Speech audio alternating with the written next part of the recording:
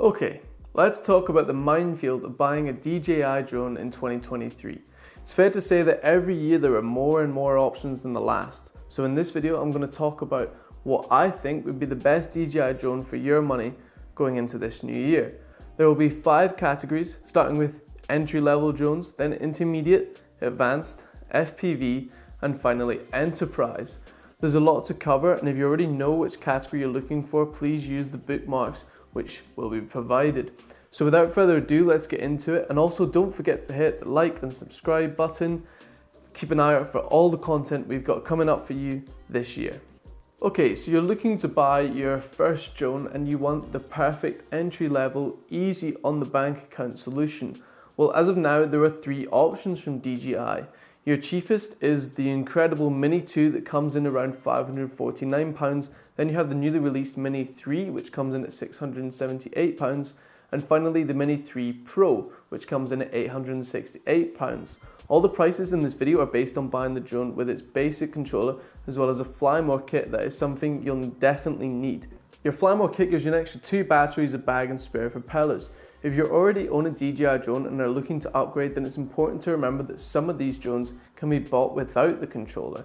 This is the most commonly used controller that you see here, but always double check. Another factor of these drones is that they are under 250 grams, which means that in most countries you can avoid certain rules and regulations. That doesn't mean you can avoid them all, however, so just make sure to look up the drone laws in your country.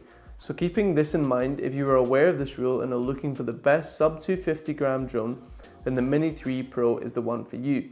It has all the pro features that you'll need, such as 4K 60 FPS capabilities, an option for Cine-like D for similar D-Log color grading, ND filters, and an option for vertical filming. If you don't care too much for these factors and just want the best priced drone, then the Mini 2 is the one for you. It can still shoot 4K up to 30 FPS and has built-in features to make you look like a pro. The Mini 3 is very much your middle ground drone between these two. One of the main differences between it and the Pro is obstacle avoidance, with the Pro having downwards, forwards and backwards. The Mini 3 has none. Now, to some people this is important, especially for your first drone, but you'll find yourself sometimes turning them off in order to avoid them ruining shots by suddenly stopping. No obstacle avoidance also means no focus tracking, so that's definitely something to keep in mind. The Mini 3 can do 4K 60 FPS, so you're losing resolution if you want these smooth, slow motion shots. The max ISO is also lower, as well as having no Cine-like D. So you get the idea, the Mini 3 Pro has all the pro features that the Mini 3 doesn't. Another quick thing to mention is the new DJI RC that is available with both the Mini 3 and Mini 3 Pro. This is a great bit of kit that will cost you around £150 extra, however, but it will make a huge difference and saves you getting out your phone for every flight. It can also be used on other bigger drones such as the Mavic 3, so if you're looking to upgrade in the future, you can take this controller along with your journey. Now, I just mentioned it, but the Mavic 3 is going to be your staple intermediate drone. However, you need to navigate the marginal differences between the 3 versions. We are going to start with the 2 cheapest options in the Mavic 3 Classic and just the Mavic 3. I've stated on previous videos that the main difference between these two is the option for dual camera, with the Mavic 3 having a zoom camera attached to the top, unlike the Mavic 3 Classic. This zoom camera, for me anyway, is a great addition to have and presents opportunities for some high quality close-up shots. So aside from that, they are pretty much the same. They both offer a 45-minute flight time, 5.4K 20 megapixel picture quality and 4K 120 FPS, a D-Log color profile, omnidirectional obstacle avoidance, as well as 47 mph max speed. I've done a full review on the Mavic if you're interested, as well as most of the drones we'll be discussing here today. So if you want to know more about any of them, just follow the links down in the description. So let's talk about the price of these two and if it warrants the massive gap just for an added zoom camera. The Mavic 3 Classic comes in at £1,928 and the Mavic 3 with its zoom lens comes in at £2,399. So a huge gap that personally for me just says get the Classic. It's also less of a worry having a slightly cheaper drone. If this is still maybe too much, there is one more option for the intermediate category. This is the Mavic Air 2S, brought out as an upgrade for the Air 2. This drone is an incredible option for its price.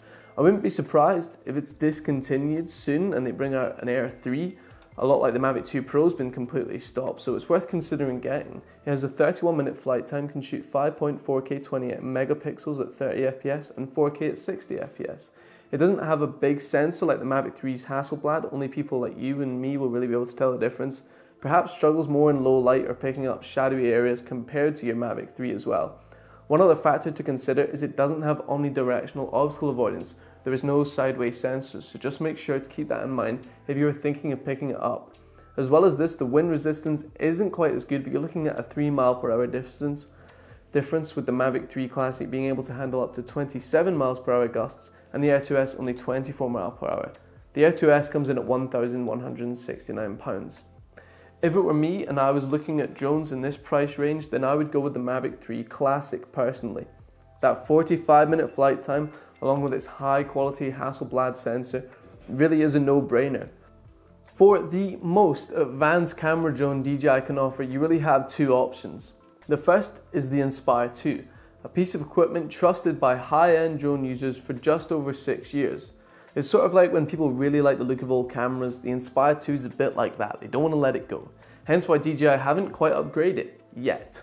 Now the Inspire 2 itself will cost you £3,059. It has a 27-minute max flight time, a max speed of around 60 mph and can be dual operated to get those perfect shots.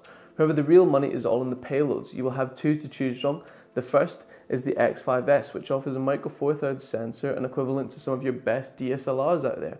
It will record 5.2K footage at 30 FPS in both Apple ProRes and Cinema DNG formats, as well as 4K at 60 FPS. It also has 12.8 stops of dynamic range, allowing you to play with as much light as possible in post-production. Your other option, the X7, has a Super 35 sensor, so it is the same size sensor as a 35mm film, something you'll be seeing with most big blockbusters. It can capture up to 6K at 30 FPS and 5.2K at 24, and lastly 3.9 at 60. Can capture 24 megapixel still images as opposed to the X5S, which can only do 20.9. It also has 14 stops at dynamic range, so in terms of the best picture quality out there, this would be your setup. So the X5S will cost you £1,189 and the X7 will cost you £1,629. Just a quick side note that the Inspire 2 is out of stock on the DJI website, and that may be permanent, but there will be plenty of well looked after second-hand options, including one we have, which is on our website and you can check in the description. Now, your cheaper option is the third version of your Mavic 3, appropriately named the Mavic 3 Cine. It has all the previously stated qualities of your Mavic 3 models, however it comes with its own smart controller, a 1TB built-in storage, and allows for Apple ProRes color profile. These are big USPs for certain people, and the price and function of these factors lends it to this advanced category. The Mavic 3 Cine comes in at £4,279. Only recently have DJI ventured into the world of FPV. For those who don't know, stands for first person view. These are drones that you fly using goggles. Luckily, we can keep things simple as DJI only has 2 FPV drones, and to me, there is a bit of an obvious choice these days. The first is called the DJI FPV. Now this drone is all about speed. It can go up to 87 mph. It does shoot 4K at 60 FPS, but for me the footage just never looked good enough. Although the stabilization was good, it still wasn't up to the standard of other FPV options, such as the post-program Real Steady. This is designed for FPV video to come straight from a GoPro and then calculate the geometrics and turn your shaky videos into perfectly smooth and flowing footage. So if you are wanting speed with the DJI friendly system, where it still has GPS and the use of a pause, otherwise known as panic button, then I would suggest buying an attachment as well as a GoPro. However, all this will really start to add up with the DJI FPV coming in at £959. Also bear in mind that once you crash this drone, that's really it. It has no prop guards, and we can tell you it's not easy to fix. So in my opinion, the better alternative is the recently released DJI Avatar. A much improved camera as well as longevity with this drone due to its Cine Whoop design. A Cine Whoop is a type of FPV drone that sort of looks like this, with its prop guards designed to protect it from bad crashes as well as keep it more stable. The Avatar also comes with rock steady stabilization built in for smooth footage straight out the camera. It's not as quick as the DJI FPV at 60 mph, but it's definitely still quick enough. It also came out with brand new goggles that are lighter in weight and allow for optical adjustments if you wear glasses. However, it's not all perfect. A few factors to keep in mind is that the transmission on this drone isn't great and quickly goes around 400 feet away, or if you are behind some obstacles. There's also a huge design flaw where if you hit something head on with a bit of speed, the battery can pop out. Therefore, it won't beep when it's grounded, and so you may have difficulty finding it. So just make sure to keep it close and know exactly where it is just in case you crash it. The Avatar will cost you more at £1,444. Now, the Enterprise range from DJI is not for your average drone enthusiast. These are drones designed specifically for high-end uses, such as 3D mapping, inspections, agriculture, as well as search and rescue. There's too many drones to go through all the specs and specifics, but I'll quickly discuss your options. If you are looking at drones for mapping or inspections, you can start with the Mavic 3 Enterprise. It has all your Mavic qualities, as well as built-in RTK for accurate missions and a 56x hybrid zoom for inspections.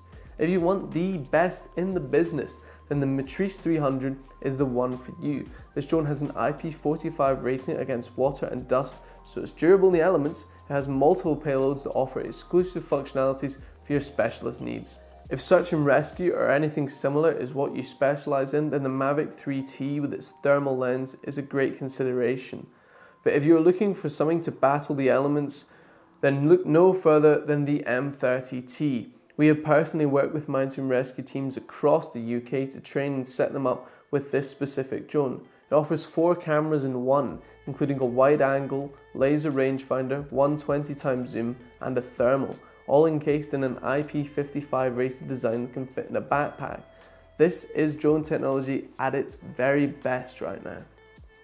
Lastly, if you're in the world of agriculture and looking for some time-saving drone solutions, then here are 2 excellent options. The Mavic 3 multispectral drone combines a 20 megapixel mechanical shutter RGB camera with 4 multispectral cameras and an RTK system. It's great for checking your crops and areas which may be struggling. Then for help with the spraying or laying of seeds, you can bring in DJI's biggest drone, the T40. It can carry up to 40 litres, which is crazy, and really could be the future of mass farming with its fully autonomous and accurate flight missions. So just to help you evaluate your options even better, I've created a quick table with all your consumer drones from your entry level all the way to your advanced and FPV. A couple of things to look out for is of course your price, which doesn't include the Fly More kit, just to really confuse you. Also, you might notice that the Mini SE and the Mavic 2s are on this table, and those are slightly discontinued, hence why I haven't got them in the video, but it's good just to see in case you want to make any second-hand purchases. So just take a look at this for a while, feel free to screenshot it. It's some great information and should help you decide what drone you go for. If you want training or more info on any of these drones, that's what we offer as a company. So just make sure to check our website down in the description. So, we're done. I hope this video helped you navigate the mass market of DJI drones, and if you have any questions on any specific drone, please let us know down in the comments and we'll start a conversation. So thanks for watching, remember to like and subscribe, and I'll catch you on the next video.